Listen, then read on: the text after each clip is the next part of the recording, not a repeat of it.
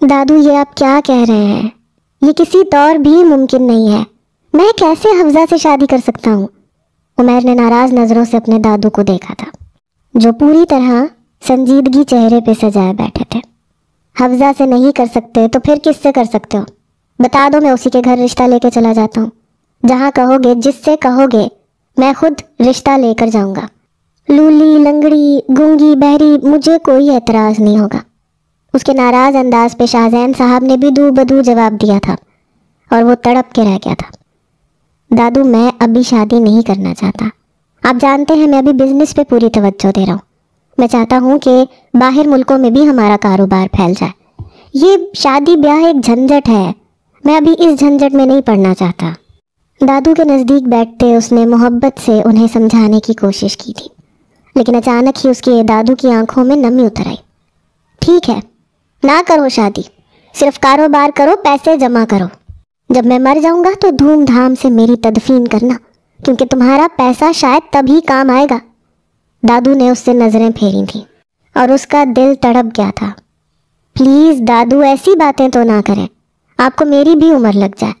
اس نے فوراً دادو کا ہاتھ تھام لیا تھا. کیا کروں گا زندہ رہ کے جب کوئی خوشی ہی نہیں دیکھنی؟ تو اس سے اچھا تو ہمیشہ کے لیے سکون والی جگہ چلا جاؤں. دادو پلیز، کیا چاہتے ہیں آپ؟ عمیر کی جان ہلکان ہوئی تھی. ایک دادو ہی تو تھے، انہیں کھونے کے بارے میں تو وہ سوچ بھی نہیں سکتا تھا. میں چاہتا ہوں کہ تم شادی کر لو، بس تمہارا گھر بس جائے، اس گھر میں ایک عورت آ جائے، رونق ہو، بچے ہوں. شاہزین صاحب نے اس کی آنکھوں میں آنکھیں ڈال کر اپنے دل کی بات بیان کر دی تھی اور وہ گہرا سانس بھر کے رہ گیا تھا. وہ فی الوقت شادی ہی نہیں کرنا چاہتا تھا اور اس کے دادو نے تو اس کے بچوں تک کی پلاننگ کر رکھی تھی. اچھا ٹھیک ہے، آپ ناراض نہ ہو، بتائیں کس سے کرنی ہے شادی؟ اس نے آئی برو اچکائی تھی. کتنی بار تو کہہ چکا ہوں پوتے، میں حفظہ کو تمہارے لیے پسند کر چکا ہوں، بس تم ہاں کہو، میں فوراً ہی فرقان کے گھر رشتہ لے کے چلا جاؤں گا. دادو نے ہتھیلی پہ سرسوں جمایا تھا اور وہ انہیں دیکھ کے رہ گیا تھا. حفظہ کا سراپا آنکھوں کے سامنے لہراتے ہی وہ صوفے سے ٹیک لگا کے بیٹھ گیا. دبلی پتلی پھرتیلی سی وہ لڑکی، اس کے اندر جیسے کوئی پارا بھرا ہوا تھا، کبھی ایک جگہ ٹک کے نہیں بیٹھتی تھی. آواز اتنی اونچی تھی کہ 2-4 لوگ یوں ہی اس کی بات سن لیا کرتے تھے. ہر وقت اچھلنا کودنا، شرارت کرنا، منہ پھاڑ کے ہنسنا، اور اوپر سے اس کے بے ہنگم ڈریسنگ اسٹائل پہ عمیر کو ہمیشہ سے ہی غصہ آتا تھا.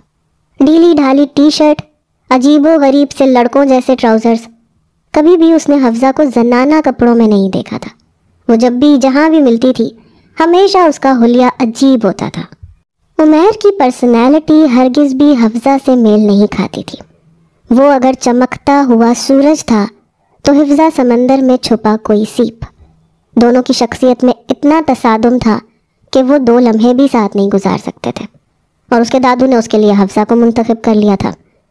کتنی ہی دیر وہ خاموش بیٹھا رہا، پھر اس نے کچھ سوچ کے دادو کی طرف دیکھا. ٹھیک ہے، آپ رشتہ لے کے چلے جائیں، آپ جس سے کہیں گے میں شادی کر لوں گا.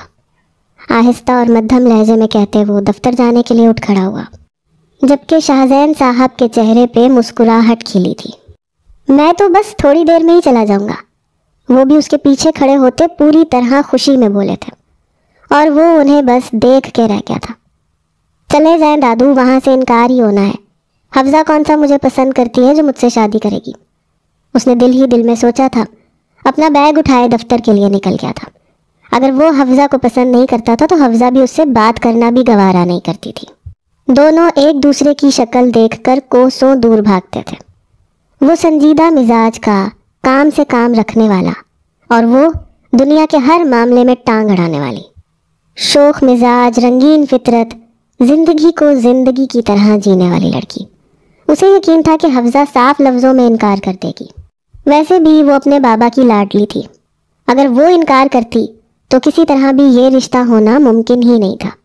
وہ سکون سے دفتر میں اپنے کاموں میں مصروف تھا. 12 بجے کے قریب اس کے دادو کی کال آئی. وہ ایک دم ہی پریشان ہوا. 2 دن سے دادو کا بلڈ پریشر ہائی تھا. اسے خوف ستایا کہ کہیں ان کی طبیعت خراب نہ ہو گئی ہو. اس نے رشتے کی حامی بھی صرف ان کی طبیعت کے باعث ہی بھری تھی، ورنہ شاید وہ کب کا صاف لفظوں میں انکار کرتے تھا. اس نے فون اٹھایا، جھٹ سے کان سے لگایا. दूसरी तरफ से दादू की चहकती हुई आवाज सुनाई थी, बहुत मुबारक हो पोते, शाम को घर आते हुए मिठाई का टोकरा लेके आना, तुम्हारा रिश्ता पक्का करके आया हूं मैं। ये सुनना था कि उसके सर पे आसमान गिर पड़ा। क्या कह रहे हैं आप दादू? सुबह ही तो आपने मुझसे कहा था कि आप रिश्ता लेके जाएंगे, तो क्या आप रिश्ता लेके चले भी गए और वहां से हाँ भी हो गया? वो बेयकीनी से बोला था, जैसे दादू की जहनी हालत ठीक ना हो। जाहिर सी बात है, कोई मेरे इतने जवान और काबिल पोते को इनकार कर सकता है? और फुरकान की भला कहाँ इतनी जुर्रत कि वो इस रिश्ते के लिए इनकार कर देता? आखिर को मेरे भाई का बेटा है, मेरी गोदों में पला है। अगर इनकार करता तो मैं 2 जूते लगवा के हाँ कहलवा लेता। मगर दादू, हफ्जा की मर्जी तो पूछ लेते। उसे ख्याल आया कि ये बात हफ्सा को पता ही नहीं होगी, इसीलिए रिश्ता तय हो गया। तुम्हें क्या लगता है बच्ची की मर्जी पूछे बगैर जबरदस्ती उसका रिश्ता तय करेगा उसका बाप? मैंने जाने से पहले फोन कर दिया था, मेरे पहुंचने तक वो हफ्जा की मर्जी ले चुका था। हमारी बच्ची को इस शादी पे कोई एतराज नहीं है। अब तो मैं धूमधाम से शादी करूंगा, हर तरफ शहनाइयां बजेंगी, लोगों को पता चलेगा कि शाहजैन खान के घर में शादी है। वो बच्चों की तरह खुश हो रहे थे और उमैर के माथे पे पसीना जगमगाने लगा। फ़ोन बंद करने के बाद वो कितनी ही देर खामोशी से बैठा, पेन को अपनी उंगलियों में घुमाता रहा। सर, कोई परेशानी है क्या? उसकी सेक्रेटरी ने उसकी ऐसी हालत देखी तो पूछे बिना ना रह सकी। इससे पहले कि वो कुछ कहता, उसका मोबाइल फ़ोन फिर से बज उठा। अब की बार स्क्रीन पे आने वाले नंबर ने उसे हैरान किया था। हफ्जा की कॉल थी। कुछ सोचते हुए उसने फ़ोन कान पे लगाया तो दूसरी तरफ से कानों को चीर देने वाली चिंगाड़ती हुई आवाज़ सुनाई थी। मुझे मिलना है तुमसे लंच टाइम में, बताओ कौन से होटल में आऊँ? उसने सीधे ही तरीके से बात की। वो हैरान रह गया, यही बेबाकी उसे खिलती थी। क्यों मिलना है तुम्हें? ना चाहते हुए भी उसका लहजा तल्ख हुआ। वो जो पुरसकून बैठा था कि आगे से इनकार होगा, उसके इकरार पे उमैर की जान जली थी। मिलोगे तो बताऊंगी ना, तुम क्या लड़की हो जो हर वक्त शर्माते रहते हो?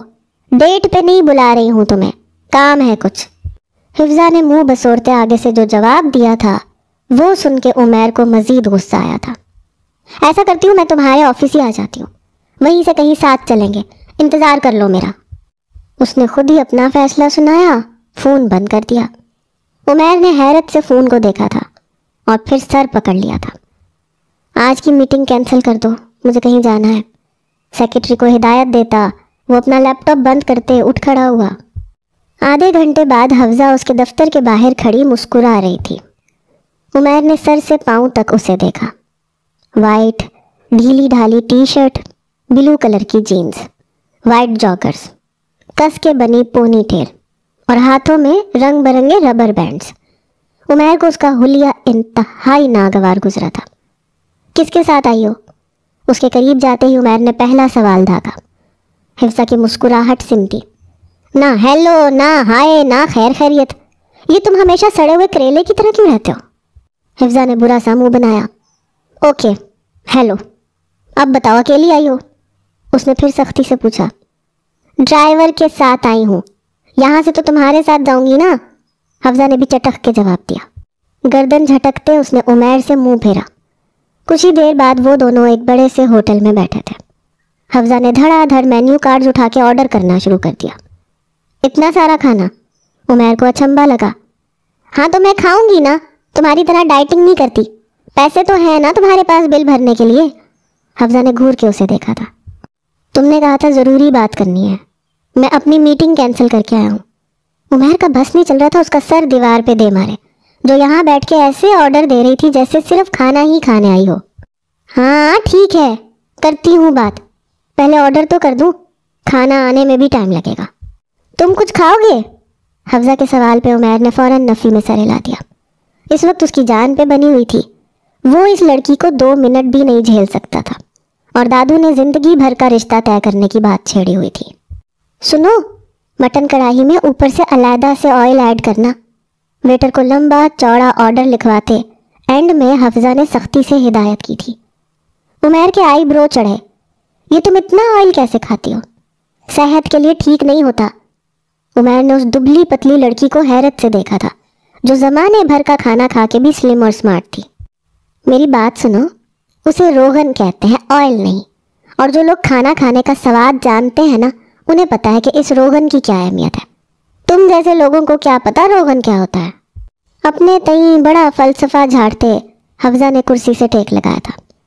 दोनों हाथों को सीने पे बांधते वो गौर से सामने बैठे उस शख्स को देख रही थी, जिसे वो कभी अकड़ू कभी खड़ूस के लक़ब से नवाजती रही थी। क्यों बुलाया है यहाँ? उमैर का सबर जवाब दे गया था। हाँ, तो इसलिए बुलाया है ताकि तुम्हें बता सकूं कि मेरे बाप ने और तुम्हारे दादा ने मिलकर मेरी ज़िंदगी बर्बाद करने का फैसला कर लिया है। मैंने बाबा को बताना चाहा था कि तुम्हारा और मेरा कोई मेल नहीं है, लेकिन वो हमेशा मम्मा की मौत को दरमियान मिला के मुझे ब्लैकमेल करते हैं। ऊपर से तुम्हारे दादू बाबा के ताया होने का सही फ़ायदा उठाते हैं। वो सब कुछ उन्हीं की वजह से हुआ है। हफ्जा ने जैसे ही उमैर के सामने उसके दादू को कसूरवार ठहराया, वो भड़क उठा।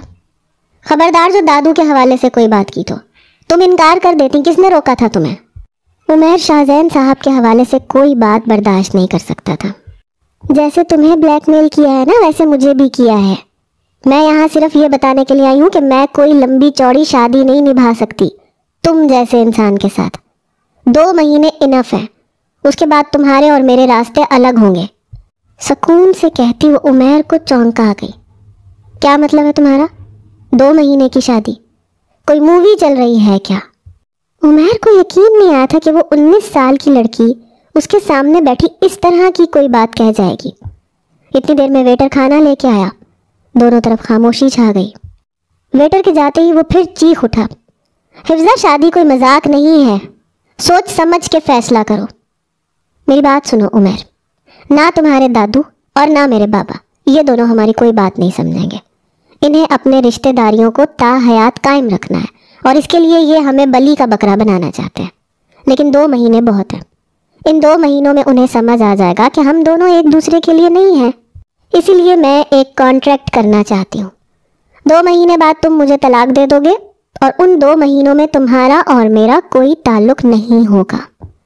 नान से मटन तोड़ते हुए उसे पूरी तरह रोगन में डुबाते हुए हिफ्जा ने अपने मुंह में डाला था और उमैर बस उसे देखता चला गया। हफ्जा की उंगलियों की पोरों पे तेल लग चुका था, लेकिन उससे कोई फर्क नहीं पड़ रहा था। आंखें बंद किए वो पूरे मज़े के साथ उस नवाले को एंजॉय कर रही थी। उमैर तो कभी तसव्वुर में भी इस तरह खाना खाने के बारे में नहीं सोच सकता था। वो इंतहाई निफासत पसंद था। उसने कभी रोगन को हाथ भी नहीं लगाया था। इस तरह उंगलियां चाटना तो बहुत दूर की बात है। ऊपर से ये 2 महीने वाली बात उमैर को बिल्कुल हजम नहीं हुई थी। उसके लिए शादी का मतलब शादी था, और भले ही वो अपने दादू के कहने पे शादी करता, लेकिन उसे आखिरी दम तक निभाने का हौसला रखता था। लेकिन यहाँ हिफ्जा ने तो बात ही उलट करके रख दी थी। गहरा सांस भरते पल भर में उसने भी फैसला कर लिया कि अगर हफ्जा कोई ताल्लुक नहीं रखना चाहती तो ठीक है, 2 महीने बाद वो भी इस बेजोड़ रिश्ते से आज़ाद हो जाएगा। हफ्जा का खाना भी ख़त्म नहीं हुआ था और उसने ओके कह के वॉलेट में से पैसे निकाल के टेबल पर डाले और खड़ा हो गया। हिफ्जा ने सवालिया नज़रों से उसे देखा। सुकून से खाना खा के बिल पे कर देना और अपने ड्राइवर को बुलवा के चली जाना। मुझे मीटिंग के लिए जाना है। इससे ज़्यादा वो हिफ्जा के इस अंदाज को झेल नहीं सकता था। उसे बहुत ज़्यादा ऑकवर्ड फील हो रहा था। ऐसे लग रहा था जैसे इर्द गिर्द के लोग उन्हीं को देख रहे हैं। क्या मतलब है, तुम मुझे मेरे घर नहीं छोड़ोगे? ड्राइवर को तो मैंने वापस भिजवा दिया था और वो छुट्टी लेके चला गया है। हफ्जा ने हैरत से उस सामने खड़े शख्स को देखा था, जिसकी सुतवा नाक उसे हमेशा उसके मगरूर होने का पता देती थी। उमैर ने कुछ और नोट निकाल के टेबल पर रख दिए। कैब करके चली जाना, और तेज़ी से अपना मोबाइल फ़ोन उठाते वो होटल से बाहर चला गया। गाड़ी में बैठ के अपनी आंखें मींचते उसने ज़ोरदार 2 मुक्के स्टीयरिंग पे मार दिए थे। वो खुद को राज़ी कर रहा था कि किसी न किसी तरह हफ्जा के साथ सारी ज़िंदगी एडजस्ट करके दादू को खुश करेगा, लेकिन इस 2 महीने वाली बात ने उसे बहुत ज़्यादा मुश्किल में डाल दिया था। वो दादू को किसी तरह भी हर्ट नहीं करना चाहता था, और यही सोचकर उसे परेशानी हो रही थी कि कहीं 2 महीने बाद उनकी अलहदगी वाले फ़ैसले से उसके दादू को तकलीफ़ ना पहुँचे। लेकिन हफ्जा के साथ एक लंच भी उस पर कितना भारी था उसे पल भर में ही एहसास हो गया था। उसने वापसी दफ्तर की राह ली और हफ्जा ने टेबल पे पड़े नोट उठाए। بل پے کر کے بھی اچھی خاصی رقم بچتی تھی۔ اس نے جھٹ اپنی سہیلی نازیہ کو فون ملایا۔ یار فارغ ہے تو آجا گول گپے کھاتے۔ نازیہ اس کی کالج فرینڈ تھی اور دونوں میں بہت گہری دوستی تھی۔ آفس میں ہوں یار، باس بھی نہیں ہے، ایسے کیسے آ جاؤں؟ نازیہ نے مجبوری بیان کی۔ ارے باس نہیں ہے تو اس سے زیادہ اچھی بات اور کیا ہو سکتی ہے؟ چپکے سے نکلا، ایک بڑی خبر دینی ہے تجھے، شادی کر رہی ہوں میں، اور وہ بھی صرف 2 مہینے کے لیے۔ اس نے چہکتے ہوئے نازیہ کو بتایا اور نازیہ حیران رہ گئی۔ 2 مہینے کی شادی؟ ہاں کسی بہانے سے چھٹی لے کے آنا، پھر بتاتی ہوں۔ کالج کے سامنے جو گول گپے والے انکل کھڑے ہوتے ہیں نا، وہاں ملوں گی میں تجھے، جلدی آ جا۔ نازیہ نے اس کی شادی کا سنتے ہی جھٹ حامی بھر لی، پھر اپنا سامان سمیٹنے لگی۔ جب ہی عمیر دفتر میں واپس لوٹ آیا۔ عمیر کو دیکھتے ہی نازیہ کا برا سا منہ بنا تھا۔ کہاں تو چھٹی لے کے گیا تھا اور کہاں یوں ہی واپس آ گیا۔ نازیہ کو پر تولتا دیکھ وہ حیرت سے پوچھ رہا تھا، جی سر کچھ ایمرجنسی ہو گئی ہے۔ نازیہ نے بڑی مشکل سے بہانہ بنایا تھا۔ ٹھیک ہے چلی جائے، میں بھی بس گھر ہی جا رہا ہوں، آپ کہیں تو ڈراپ کر دوں؟ نہیں سر میں چلی جاؤں گی۔ نازیہ نے جلدی سے اپنا پرس اٹھایا اور باہر کی طرف دوڑ لگائی۔ کوئی اور وقت ہوتا تو عمیر کی اس آفر پر وہ پھولے نہ سماتی۔ پڑھا لکھا، اسٹیٹس والا، ہینڈسم عمیر نازیہ کو بے حد پسند تھا۔ اس کا بس چلتا تو وہ عمیر کو پروپوز ہی کر دیتی، لیکن ان دونوں کے درمیان اسٹیٹس کا اتنا فرق تھا کہ نازیہ نے خود کو اپنی حدود میں باندھ رکھا تھا۔ کچھ ہی دیر بعد گول گپے کی ریڑھی پہ دونوں دوستیں بغل گیر ہو رہی تھیں۔ کہاں تھی 1 ہفتے سے؟ حفظہ نے جھٹ شکوہ کیا۔ تیری طرح باپ کا پیسہ نہیں ہے میرے پاس اڑانے کے لیے، نوکری کرتی ہوں، ابھی بھی جھوٹ بول کے آ رہی ہوں باس سے۔ نازیہ اس کا ہاتھ پکڑتے لوہے کی بینچ پہ بیٹھ گئی، ساتھ ہی گول گپے والے کو آرڈر بھی پکڑایا۔ ارے آج باپ کا پیسہ نہیں اڑا رہی، ہونے والے شوہر کا پیسہ اڑا رہی ہوں۔ حفظہ زور سے ہنسی تھی اور نازیہ نے حیرت سے اسے دیکھا تھا۔ کیا مطلب، کیا کہہ رہی ہو؟ ہونے والے شوہر کا پیسہ اور یہ 2 مہینے کی شادی کا کیا قصہ ہے؟ نازیہ نے فوراً کڑے تیوروں سے پوچھا تھا، کیونکہ حفظہ کی بے وقوفیوں کا اندازہ اسے بہت اچھی طرح تھا۔ ارے کچھ نہیں، وہی بابا کے تایا اپنے کھڑوس پوتے کا رشتہ لے کے آ گئے اور بابا نے مجھے بلیک میل کرنا شروع کر دیا کہ میں دل کا مریض ہوں، میں مر جاؤں گا، تم اپنے گھر کی ہو جاؤ گی تو مجھے سکون آ جائے گا، بلا بلا بلا۔ بابا کے آنسوؤں نے مجھے پگھلنے پہ مجبور کر دیا۔ یار لیکن جس شخص کو انہوں نے منتخب کیا ہے نا، اسے دیکھ کے دل چاہتا ہے کہ اس کا سر پھاڑ دوں۔ کوئی اتنا روڈ اور زندگی سے بیزار کیسے ہو سکتا ہے؟ حفظہ نے اتنی گندی شکل بنائی کہ نازیہ کی ہنسی چھوٹ گئی۔ حفظہ نے گھور کے اسے دیکھا تھا۔ اچھا نہیں ہنستی، یہ بتا یہ 2 مہینے کا کیا چکر ہے پھر؟ یار میں نے US کی ایک ماڈلنگ ایجنسی میں اپلائی کیا ہوا تھا، وہاں سے کال آ گئی ہے مجھے، سارے پروسیس میں 2 سے 3 مہینے لگیں گے۔ تب تک مجھے بھی بابا کا دھیان بٹانا تھا، کیونکہ وہ مجھے کبھی US نہیں جانے دیتے۔ اس لیے میں نے سوچا کہ جب شادی ہو جائے گی اور 2 مہینے بعد ڈیورس ہو جائے گی تو پھر میں انہیں ایموشنل بلیک میل کر کے چلی جاؤں گی کہ آپ کی وجہ سے پہلی میری زندگی برباد ہو گئی ہے، اب میں کچھ وقت اپنے حساب سے جینا چاہتی ہوں اور اس وقت بابا مجھے روک نہیں پائیں گے، اور یوں میرا سب سے بڑا ڈریم پورا ہو جائے گا۔ حفظہ نے مسکراتے ہوئے مستقبل کو پوری طرح محسوس کیا تھا اور نازیہ کا منہ کھل گیا تھا۔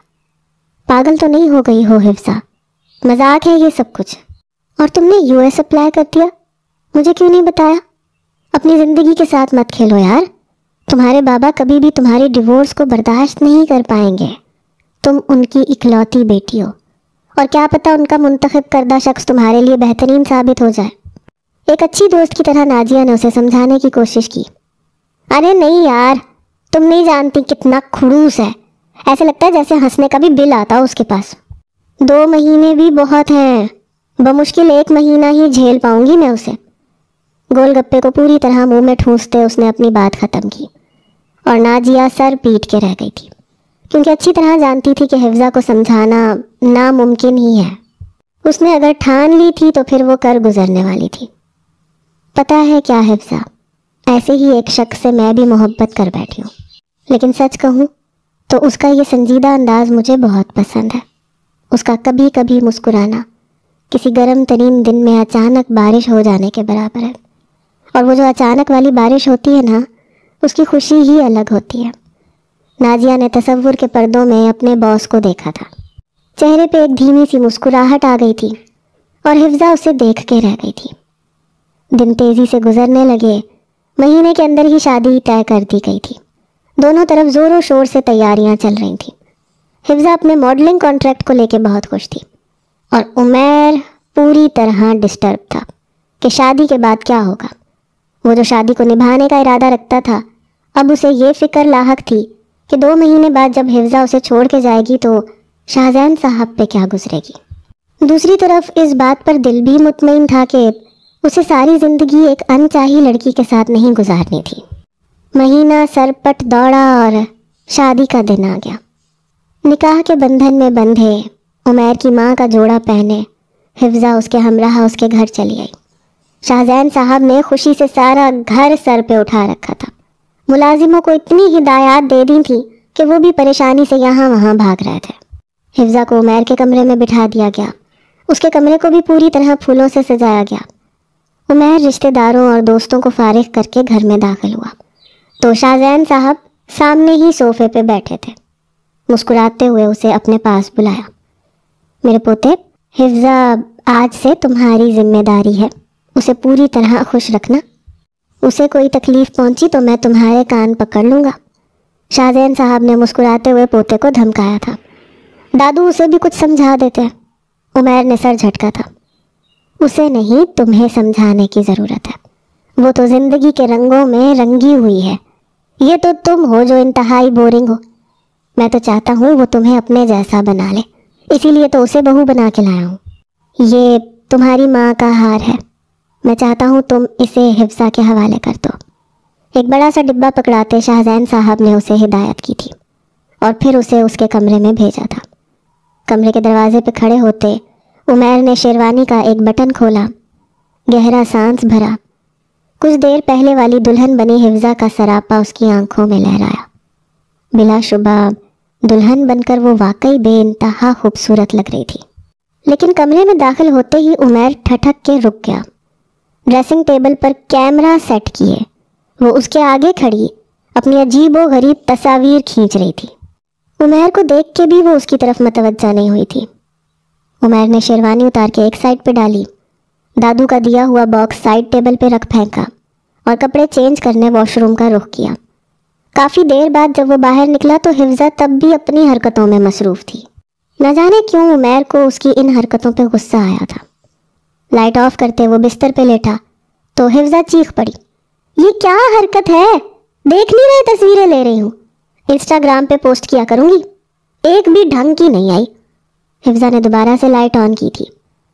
یہ ذاتی تصاویر انسٹاگرام پہ نہ ہی پوسٹ کرو تو بہتر ہے، عجیب لگتا ہے مجھے، وہ تڑک کے بولا تھا۔ بیوی نہیں ہوں میں تمہاری جو تمہاری مرضی سے چلوں گی، 2 مہینے کی بات ہے، خاموشی سے گزارا کر لو۔ دوپٹہ اتار کے سائیڈ میں پھینکتے حفظہ نے خود کو جیولری سے آزاد کیا تھا۔ عمیر نے ایک نظر بھر کے اس پہ ڈالی تھی۔ دل کی کوئی دھڑکن مس ہوئی تھی۔ وہ اس کی بیوی تھی، اس کی شریک حیات۔ اگر یہ نارمل شادی ہوتی تو شاید اس وقت وہ اس کی باہوں میں ہوتی۔ سالوں کی تشنگی کو عمیر اس کی محبت سے مٹا لیتا۔ ماں باپ کے چلے جانے پہ جو تنہائی اسے وراثت میں ملی تھی وہ اس رشتے سے ختم ہو سکتی تھی، لیکن سامنے کھڑی حفظہ نے اس کے ہر ارمان کو اپنے کانٹریکٹ کے ساتھ کچل کے رکھ دیا تھا۔ نظریں پھیرتے وہ ایسے ہی بیڈ پہ بیٹھ گیا۔ پھولوں کی مسحور کرتی خوشبو اسے اس وقت بالکل بھی اچھی نہیں لگ رہی تھی۔ اس نے خود اٹھ کے بیڈ شیٹ دوبارہ جھٹک کے بچھائی اور سختی سے حفظہ سے کہا کہ کمرے میں کوئی چیز پھیلانا مت۔ اسے پھیلی ہوئی چیزوں سے نفرت تھی، لیکن کچھ ہی دیر بعد حفظہ کی جیولری، اس کا لباس، اس کا پرس پورے کمرے میں بکھرا ہوا نظر آ رہا تھا، اور وہ خود ہینڈ فری لگائے صوفے پہ اس طرح لیٹی تھی کہ ایک پاؤں صوفے کے اوپر تھا اور دوسرا نیچے۔ آنکھیں بند کیے اس کا سر مستقل حرکت کر رہا تھا، جیسے وہ کسی میوزک کو انجوائے کر رہی ہو۔ عمیر نے ایک بھرپور نظر اس کے سراپے پہ ڈالی تھی۔ دل بے ایمان ہونے لگا تھا، لیکن اس نے اپنا سر جھٹک دیا۔ بس 2 مہینے کی ہی تو شادی تھی، پھر اسے اس لڑکی کو آزاد کر دینا تھا۔ اپنے تکیے پہ سر رکھتے وہ نیند کی وادیوں میں اتر گیا۔ کچھ دیر بعد حفظہ بھی سو چکی تھی۔ اگلی صبح وہ اپنے وقت پہ اٹھ کے جاگنگ کے لیے چلا گیا تھا، لیکن جب واپس لوٹا تو ایک دفعہ پھر حفظہ نے اسے ٹھٹکنے پہ مجبور کیا تھا۔ جسے وہ سوتا ہوا چھوڑ کے گیا تھا وہ اب آئینے کے سامنے کھڑی سرخ شفون کی ساڑی باندھنے میں مصروف تھی۔ عمیر کے لیے یہ ایک انتہائی حیران کن لمحہ تھا۔ حفصہ کی خوبصورتی نے اسے اپنے حصار میں باندھا تھا۔ وہاں کھڑے کیا دیکھ رہے ہو؟ میری مدد کرواؤ، تمہارے دادو نے یہ ساڑی بھجوائی ہے کہ یہ پہن کے اپنے گھر جانا۔ مجھے کہاں ساڑی پہننا آتی ہے، ذرا اسے سیٹ کرواؤ۔ حفصہ نے اسے حکم سنایا اور وہ دھیرے دھیرے قدم اٹھاتا اس کے نزدیک پہنچ گیا۔ ساڑی کا پلو فرش پہ جھول رہا تھا، ڈیپ نیک بلڈ ریڈ بلاؤز پہنے، بالوں کا جوڑا بنائے، کمر پہ ہاتھ رکھے وہ اس کے آگے کھڑی تھی۔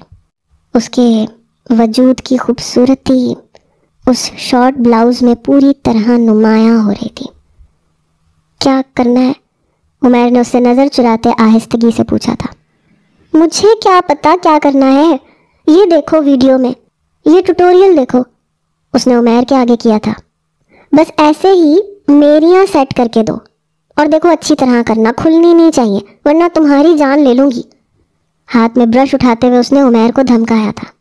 خاموشی سے ساڑی کو ہاتھ میں پکڑتے اس نے ویڈیو کو دیکھتے ہوئے ساڑی کی میریاں سیٹ کی تھی، لیکن اب اگلا لمحہ اس کے لیے بہت مشکل تھا، کیونکہ ان میریوں کو پیٹی کوٹ کے اندر پھنسانا تھا۔ عمیر کے حلق میں گلٹی سی ابھری تھی۔ اس نے ایک نظر حفصہ پہ ڈالی جو بے بسی کی تصویر بنی کھڑی تھی۔ دیکھو ٹھیک سے کرنا، اس نے پھر ہدایت کی۔ عمیر نے ایک نظر اس کے پیٹ پہ ڈالی اور پھر